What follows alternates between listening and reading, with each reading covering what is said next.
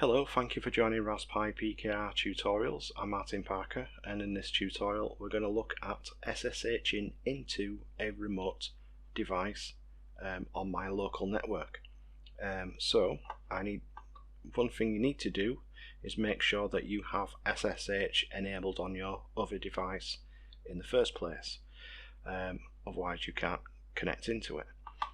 So on your other device, if you go to the main menu and go to the preferences and then go to Raspberry Pi configuration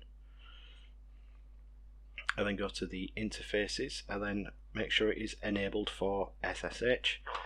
Press OK, and then you'll probably need to do a reboot, there you go, you're possibly away for that device. But if you do not have your desktop working, if you just do it boot to command line, I'm going to show you how you could do that by the terminal window. So on the other device you would enter sudo RasPi config, and that'll bring you into this little editor, and using your up and down arrows, go to the interface options, press enter on that, and then go to SSH, and it will say, would you like the SSH server to be enabled? Select yes, and it will do it for you. Mine is already enabled, so it's just done nothing really, basically. And then go down, if you press right arrow, then you can jump to the finish. Yours may ask you to reboot, then just reboot the device. And then on your local device, so I'm just going to clear this window so you see the difference. So I'm just going to bring up a new terminal window again, and I'm going to first of all I'm going to run the help. So this will give you my current commands that I can do in this terminal, as well as some other commands obviously. So we're going to do the SSH connection, so SSH space the user that you normally logged in. Mine's, well, it's default, it's set to pi, so I'm going to put pi at and then the IP address for that other device, so 192.168.0.17, which is for my other device. Your device may have a different IP address, chances are it probably will do. I'm going to press enter, and it's going to ask for a password, so I'm just going to enter that, and then we are connected. So if we do the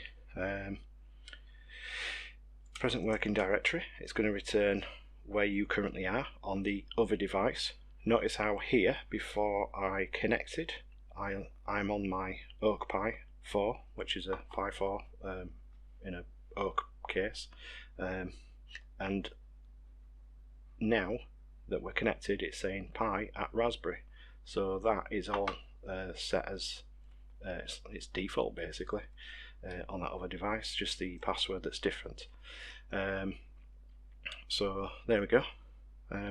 Now I can do any commands just like I can in this terminal window, so I can ls to find out what's in that directory. I can change directory into the home directory, and then I can do the ls command, notice files, and if I want to make something a executable, I can do this via SSH.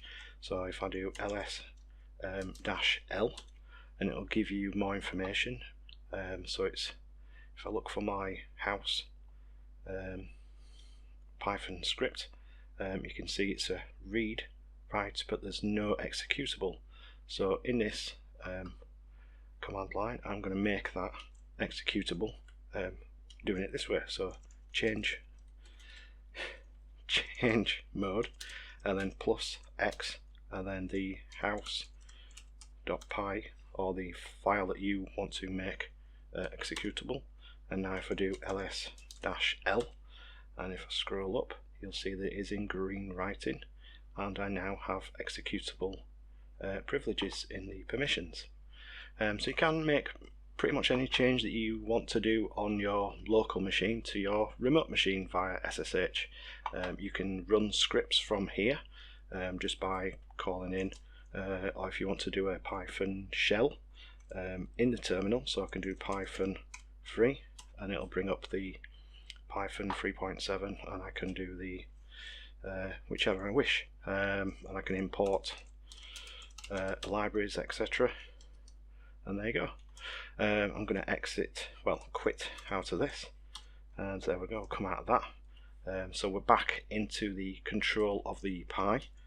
So like I say, you can make directories by doing make dir test, and if I do ls now, you can see the test directory here, and I can get rid of that by doing rmdir for remove directory and get rid of that test, and now ls, it's disappeared.